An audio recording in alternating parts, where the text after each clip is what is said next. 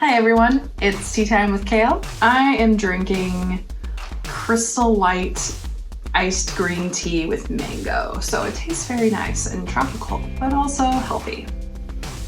Probably not that healthy, but it is delicious. Today we're going to talk about historical accuracy versus fictional liberties. Now, what do I mean by historical accuracy? Just as the phrase sounds, it is accuracy in history. So when it comes to these two things, historical accuracy, fictional liberties, how do you balance those? You know, if you're writing something that does take place in a world that is seemingly our world, where is the line between being accurate and taking a fictional liberty? So you bend something a little bit, you bend a rule. So let me break down what I mean here. Staying true to how things were in a particular historical time frame is extremely important for certain genres, particularly nonfiction and historical fiction. But other genres like steampunk, historical fantasy, and others along that same vein might sometimes take liberties, such as introducing a piece of technology that might not have existed, or completely making up a character in a position of power, say the Queen of England, who never ruled in the real world. How do you navigate this tricky territory? First, identify your genre. If you're writing historical adventure like I do, you might have a little more freedom than someone who, say, is writing historical fiction. Here are the 3 rules I live by when it comes to this topic.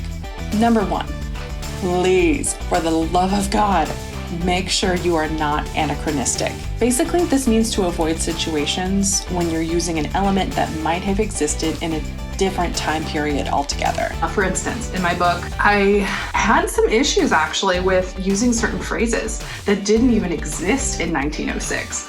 Okay? Like, I looked up the word moron. Moron wasn't even used until like 1911 or something like that. If you're writing a story about Queen Cleopatra, and you want to describe a scene where she's walking down the corridor and she goes to a different room in her palace and she opens up a refrigerator and just, eats a whole bunch of Cheese Whiz, then what are you doing? Fictional liberty overload. When this happens, it breaks the suspension of disbelief for your readers, causing them to question your writing or even put down your book for good. And no author wants that. Number 2, it's okay to change minor things, such as people in positions of power.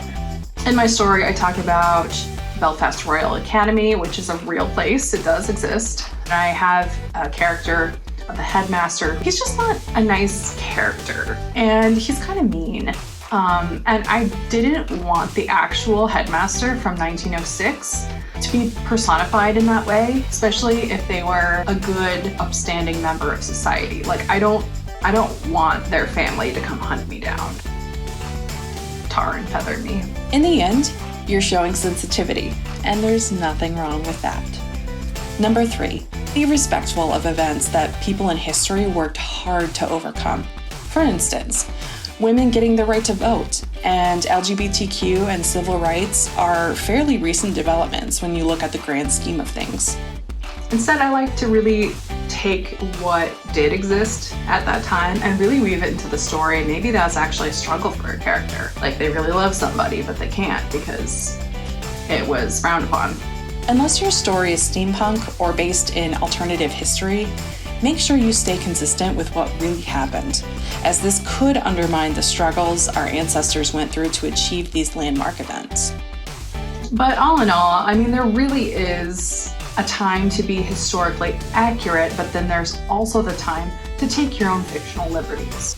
The challenge is understanding how to do so and if it makes sense for your type of writing. Are you writing steampunk? Awesome, you can do whatever the hell you want. Are you writing historical fantasy? Yes? Okay, it has to make sense. You have to rationalize it. And if you're writing historical fiction, then just break out that encyclopedia. Do those even exist anymore? Probably not. So this is a really hard topic. It's a hard topic to talk about because it is so gray. It is an extremely gray area in literature. Overall, you want to craft a story that is so believable. Even if your story happens on an entirely different world and they drink blue milk, but it tastes really good, even though it looks terrible. it still has to be believable. You still have to have some sort of a connection to it as a reader. That's probably the hardest part about writing historical pieces. Talk to me in the comments. I really want to know your thoughts on historical accuracy versus fictional liberties. But just keep that in mind when you're writing your work in progress.